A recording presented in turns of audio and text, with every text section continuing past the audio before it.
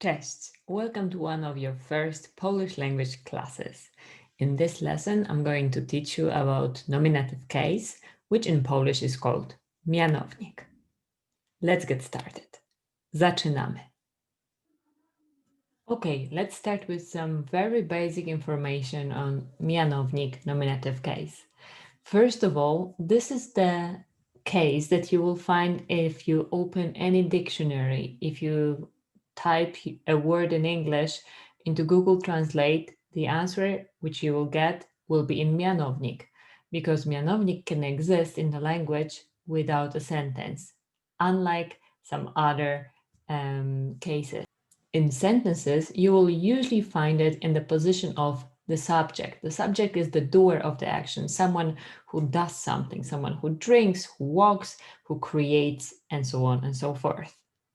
Usually it will be the beginning of a sentence, but because in Polish we have flexible word order, you can also find it in some other positions. Here I'm going to show you a few examples so you can easily recognize it in a sentence. So, first example. Dom jest daleko. The house is far. Very basic sentence, very basic position of mianownik. Kasia lubi Maxa. Kasia likes Max. You have to remember that also proper names, names of countries, names of cities, names of people will have grammatical cases. Herbata jest gorąca. Tea is hot. But wait a minute, the fourth sentence also have the word herbata, and herbata is also at the beginning, but does it mean that herbata is making Maciek? Of course it doesn't. Maciek is making herbata. That's very logical here. Herbatę robi Maciek. But why Maciek is at the end of the sentence? Sometimes we can play with the word order. If we want to put more focus, more emphasis on the object, we'll put it in the beginning. Maybe if you play a little bit more and you say robi herbatę Maciek, it will sound a little bit like Yoda, but it's possible. It's always possible. The same happened in the fifth sentence. Klucze ma ojciec. The father has the keys. Unfortunately, mianownik is not only responsible for the subject of the sentence. Sometimes it can be found also after certain conjunctions, like Marta pracuje jako lekarka. Marta pracuje jako lekarka. Marta works as a doctor. Or in the other sentence, which is actually not a sentence, but a phrase because it doesn't have a verb. Karolina to dobra kucharka. In this example, as I said, we don't have a verb and there's nothing else what will tell us change the case. Normally, words like prepositions, so on, by, in, and so on, will tell us to change the case, or certain verbs, or certain functions. I already made a video about the functions of grammatical cases, which you can find in the description of this video. But in this example, Karolina to dobra kucharka, there's nothing which will tell us to change the case, so we keep it in mianownik. Let's move now to some grammatical genders. In Polish, we have three grammatical genders: masculine, feminine, and neutral.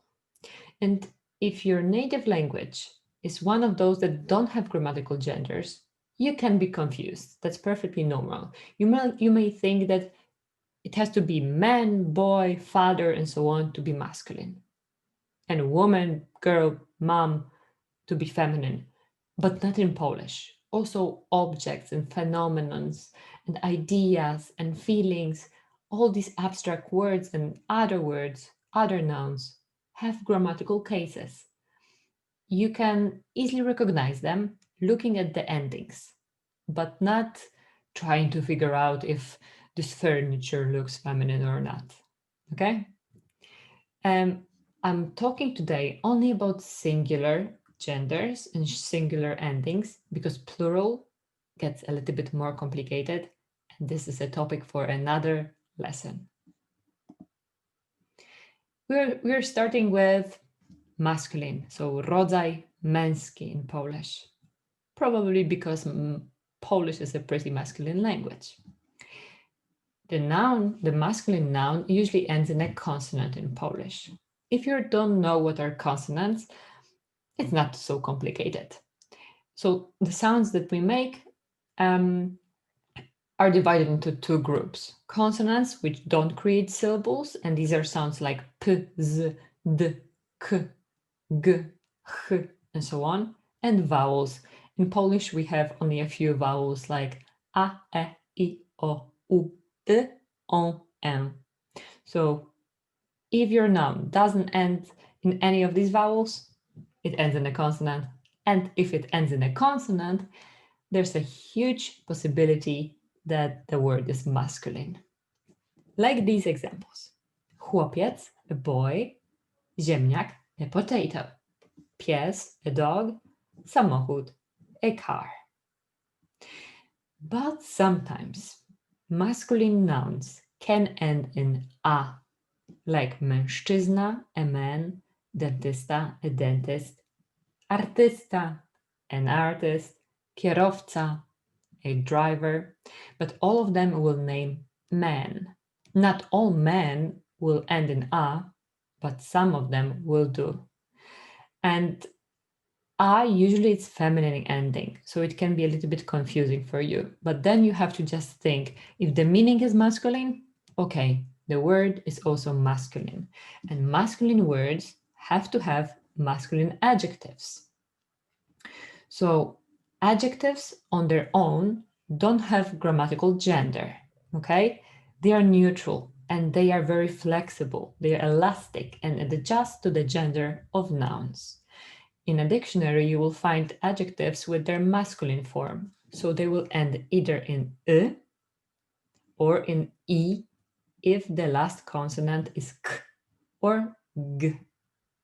For example, mały, small, duży, big, wysoki, tall, niski, short. This word, głupi, meaning stupid, is kind of an exception.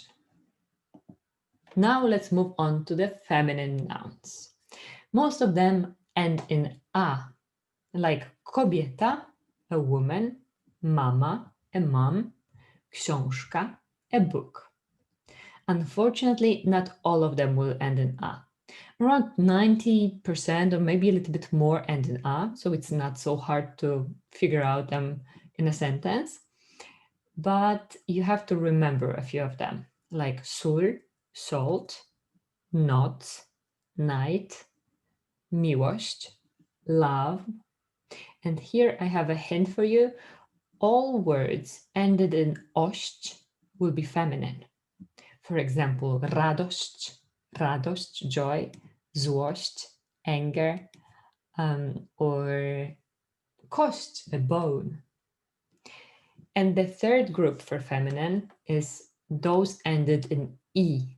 It's a very rare ending, and you will find it in very old words like pani, a lady, madam, zwyciężczyni, female winner, morderczyni, female murderer.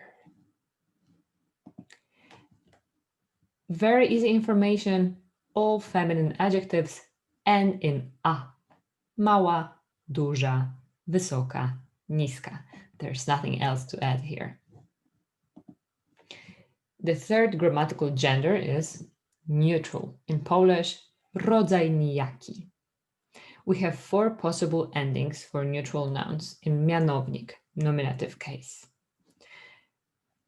O, dziecko, a child or a baby.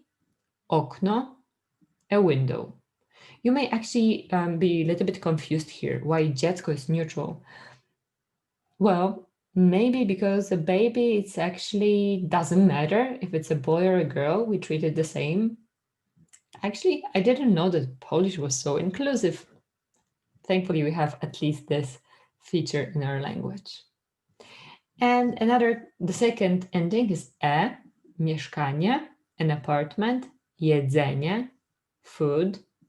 The third one is imię, a first name, ramię, a shoulder. You may have noticed that I pronounced imię, ramię with e at the end, not e. Exactly like mieszkanie, jedzenie with e. This is because whenever you see e at the end of the word, you have to pronounce it just like normal e. Don't say imię, ramię. It doesn't sound natural. Some Polish speakers will push you to do it just because they think this is the correct way and they normally say it in the incorrect way, but that's not true. E at the end is completely normal. And the last ending, which I like very much, is These are the Latin words coming from Latin, like museum, a museum, laboratorium, a lab. And you may know this ending from English word bacterium. And they will not change the ending in the whole singular declension. It means that we will change endings on other words when we change cases, but will stay the same for all of them in singular, not in plural. Time for the adjectives. Adjectives in Mianownik are not complicated at all. They end in e or je after k and g. So we have małe, duże, wysokie, niskie. And that's it. Now time for a little exercise. I prepared a list of nouns for you. You have to decide which gender they are. I will give you a few seconds or minutes now. You can pause the video and write them down in your notebook or a piece of paper. Let's analyze the endings. Długopis ends in a consonant, so it must be rodzaj męski, masculine. Krzesło ends in o, rodzaj nijaki, neutral. Kanapka ends in a, so it's rodzaj żeński, feminine. Gospodyni, this is the weird ending. Gospodyni means a hostess. It ends in i, it's a very old Polish word. It's rodzaj żeński. Such words you have to remember. Noc, another exception which you need to memorize. It means night, and it's rodzaj żeński, feminine. Sąsiad, a neighbor. Of course, it's rodzaj męski. Even if you didn't look at the ending, it would be rodzaj męski, right? Ramię, a shoulder, ends in e, rodzaj nijaki, neutral. Dentysta, we know it's a dentist, even though it ends in a, it's rodzaj męski. Obiad ends in d. D is a consonant, so it's rodzaj męski again.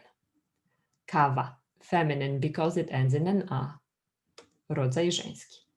And biuro, office, it ends in o. O is a neutral ending. It must be rodzaj nijaki. And the second exercise for you. Now I put a list of words in different cases. A few of them will be in Mianownik. Your task is to find the Mianownik ones. Again, if you need, take a pause. So we have 5 Mianownik words. Herbata ends in a, it's feminine noun. Bogaty, rich, ends in y, so it's masculine adjective. Widelec, a fork, ends in c, c is a consonant, it must be masculine noun. Nauczycielka ends in a, it's a female teacher, it's also Mianownik. And the last one is śniadanie, a breakfast, ends in e, so it's neutral noun. And that's all for today. I hope that you enjoyed this lesson, learned a lot about nominative case, Mianownik, and maybe you're now ready to discover other Polish cases, which in my opinion are extremely interesting. So good luck with your Polish and see you in another class.